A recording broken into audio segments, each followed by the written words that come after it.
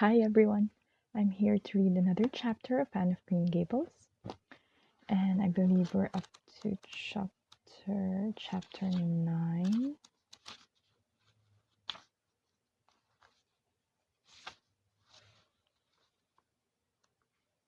Okay.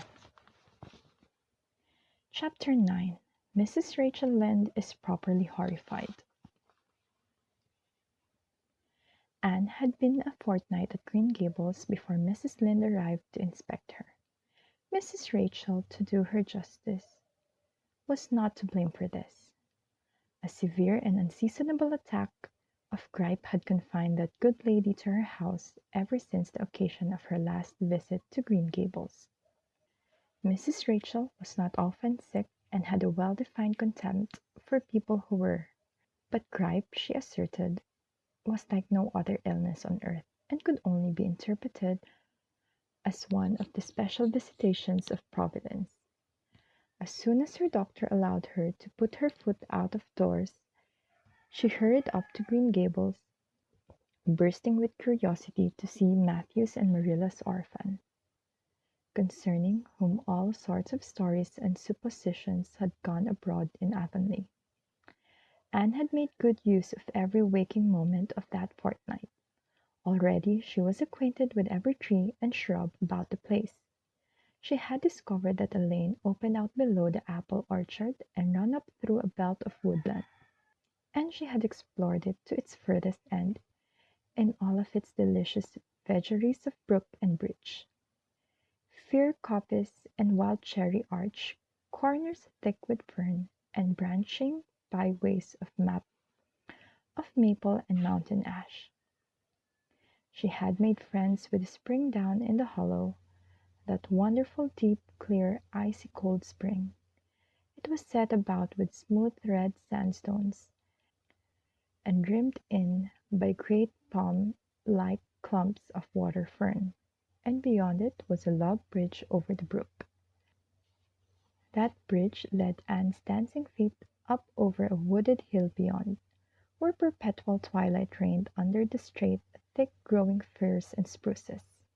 The only flowers there were myriad of delicate June bells, those shyest and sweetest of woodland blooms, and a few pale, aerial star-flowers, like the spirits of last year's blossoms. Gossamers glimmered like threads of silver among the trees, and the fir boughs and tassels seemed to utter friendly speech.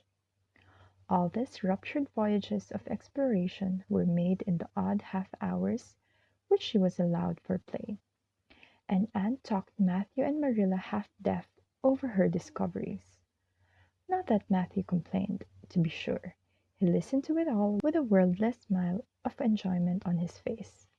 Marilla permitted the chatter until she found herself becoming too interested in it, whereupon she always promptly quenched Anne by a curt command to hold her tongue. Anne was out in the orchard when Mrs. Rachel came, wandering at her own sweet will through the lush, tremulous grasses splashed with ruddy evening sunshine, so that good lady had an excellent chance to talk her illness fully over, describing every ache and pulse beat with such evident enjoyment that Marilla thought even gripe must bring its compensations.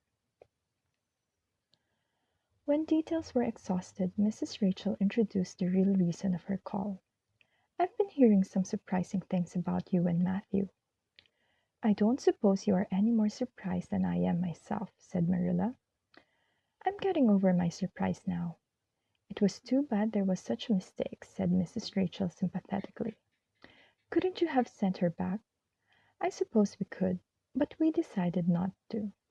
Matthew took a fancy to her, and I must say I like her myself, although I admit she has her faults.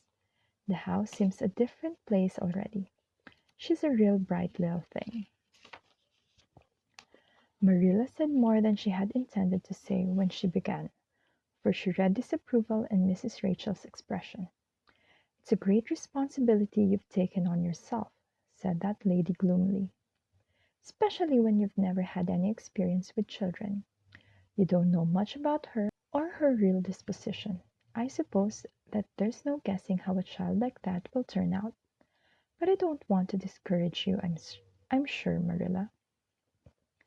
I'm not feeling discouraged, was Marilla's dry response. When I make up my mind to do a thing, it stays made up. I suppose you'd like to see Anne. I'll call her in. Anne came running in presently, her face sparkling with the delight of her orchard rovings, but abashed at finding herself in the unexpected presence of a stranger. She halted confusedly inside the door. She certainly was an odd-looking little creature, in the short, tight, wincey dress she had worn from the asylum, below which her thin legs seemed ungracefully long. Her freckles were more numerous and obtrusive than ever. The wind had ruffled her hatless hair into over-brilliant disorder. It had never looked redder than at that moment. "Well, they didn't pick you for your looks, that's sure and certain," was Mrs. Rachel Lynde's emphatic comment. Mrs. Rachel was one of those delightful and popular people who pride themselves on speaking their mind without fear or favor. "She's terribly skinny and homely, Marilla. Come here, child, and let me have a look at you. Lawful heart, did any one ever see such freckles? And hair as red as carrots? Come here, child, I say." Anne came there, but not exactly as Mrs. Rachel expected. With one bound she crossed the kitchen floor and stood before Mrs. Rachel, her face scarlet with anger, her lips quivering, and her whole slender form trembling from head to foot. "I hate you," she cried in a choked voice, stamping her foot on the floor. "I hate you, I hate you, I hate you." A louder stamp with each assertion of hatred. "How dare you call me skinny and ugly? How dare you say I'm freckled and red-headed? How dare you say I'm freckled and red-headed? You are a rude, impolite, unfeeling woman." "Anne!" exclaimed Marilla in consternation. But Anne continued to face Mrs. Rachel undauntedly, head up, eyes blazing, hands clenched, passionate indignation exhaling from her like an atmosphere. "How dare you say such things about me?" she repeated vehemently. "How would you like to have such things said about you? How would you like to be told that you are fat and clumsy, and probably hadn't a spark of imagination in you? I don't care if I do hurt your feelings by saying so. I hope I hurt them. You have hurt mine worse than they were ever hurt before, even by Mrs. Thomas's intoxicated husband. And I'll never forgive you for it. Never and never." Stamp, stamp. "Did anybody ever see such a temper?" exclaimed the horrified Mrs. Rachel. "Anne, go to your room and stay there until I come up," said Marilla, recovering her powers of speech with difficulty. Anne, bursting into tears, rushed to the hall door, slammed it until the tins on the porch wall outside rattled in sympathy, and fled through the hall and up the stairs like a whirlwind. A subdued slam above told that the door of the east gable had been shut with equal vehemence. "Well, I don't envy you your job bringing that up, Marilla," said Mrs. Rachel with unspeakable solemnity. Marilla opened her lips to say she knew not what of apology or depreciation. What she did say was a surprise to herself then and ever afterwards. "You shouldn't have twitted her about her looks, Rachel. Marilla Cuthbert, you don't mean to say that you're upholding her in such a terrible display of temper as we've just seen?" demanded Mrs. Rachel indignantly. "No," said Marilla slowly. "I'm not trying to excuse her. She's been very naughty, and I'll have to give her a talking to about it. But we must make allowances for her. She's never been taught what is right, and you were too hard on her, Rachel." Marilla could not help tacking on that last sentence, although she was again surprised at herself for doing it. Mrs. Rachel got up with an air of offended dignity. "Well, I see that I have to be very careful what I say after this. Marilla, since the fine feelings of orphans, brought from goodness knows where, have to be considered before anything else. Oh no, I'm not vexed. Don't worry yourself. I'm too sorry for you to leave any room for anger in my mind. You'll have your own troubles with that child, but if you'll take my advice, which I suppose you won't do, although I've brought up 10 children and buried 2, you'll do that talking to you mentioned with a fair-sized birch switch. I should think that would be the most effective language for that kind of child. Her temper matches her hair, I guess. Well, good evening, Marilla. I hope you'll come down to see me often as usual, but you can't expect me to visit here again in a hurry. If I'm liable to be flown at and insulted in such a fashion, it's something new in my experience. Whereat Mrs. Rachel swept out and away if a fat woman who always waddled could be said to sweep away, and Marilla with a very solemn face betook herself to the east gable. On the way upstairs she pondered uneasily as to what she ought to do. She felt little dismay over the scene that had just been enacted. How unfortunate that Anne should have displayed such temper before Mrs. Rachel Lynde, of all people. Then Marilla suddenly became aware of an uncomfortable and rebuking consciousness that she felt more humiliation over this than sorrow over the discovery of such a serious defect in Anne's disposition. And how was she to punish her? The amiable suggestion of the birch switch, to the efficiency of which all of Mrs. Rachel's own children could have borne smarting testimony, did not appeal to Marilla. She did not believe she could whip a child. No, some other method of punishment must be found to bring Anne to a proper realization of the enormity of her offense. Marilla found Anne face forward on her bed, crying bitterly, quite oblivious of muddy boots on a clean counterpane. "Anne," she said, not ungently. No answer.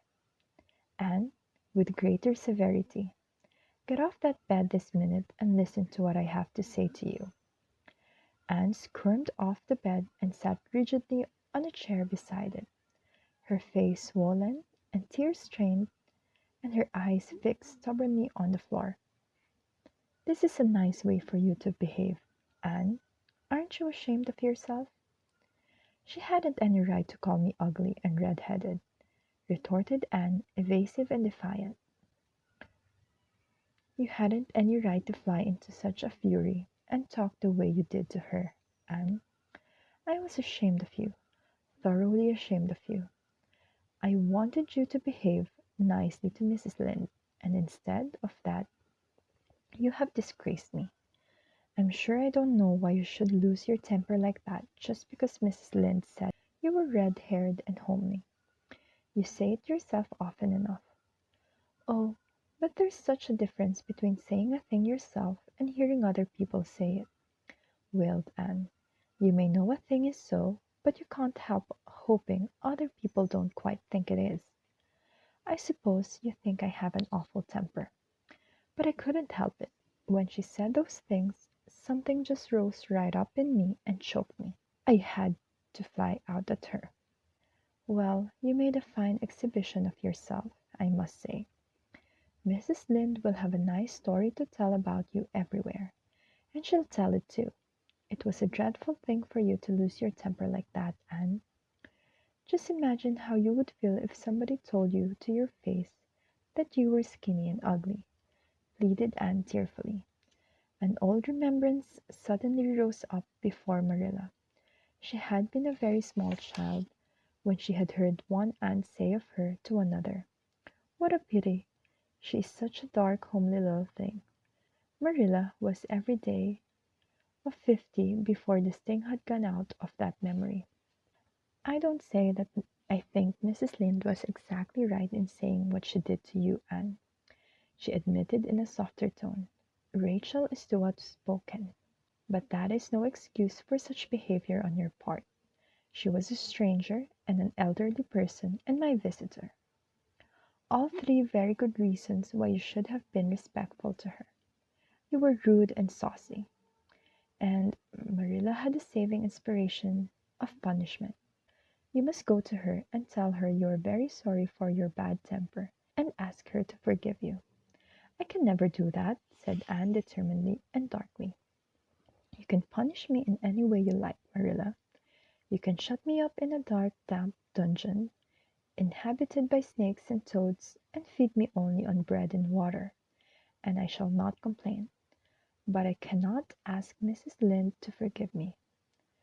We're not in the habit of shutting people up in dark, damp dungeons, said Marilla dryly, especially as they're rather scarce in Avonlea.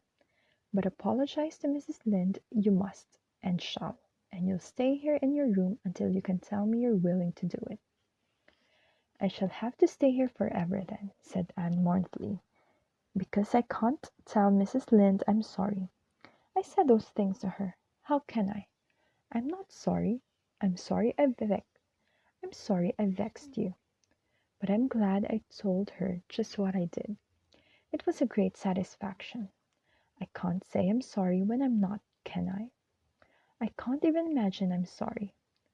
Perhaps your imagination will be in better working order by the morning, said Marilla, rising to depart. You'll have the night to think over your conduct in, and come to a better frame of mind. You said you would try to be a very good girl if we kept you at Green Gables, but I must say it hasn't seemed very much like it this evening. Leaving this Parthian shaft to rackle in Anne's stormy bosom, Marilla descended to the kitchen, grievously troubled in mind and vexed in soul. She was as angry with herself as with Anne, because whenever she recalled Mrs. Rachel's dumbfounded countenance, her lips twitched with amusement, and she felt a most reprehensible desire to laugh. And that's it for chapter 9. Thank you and bye.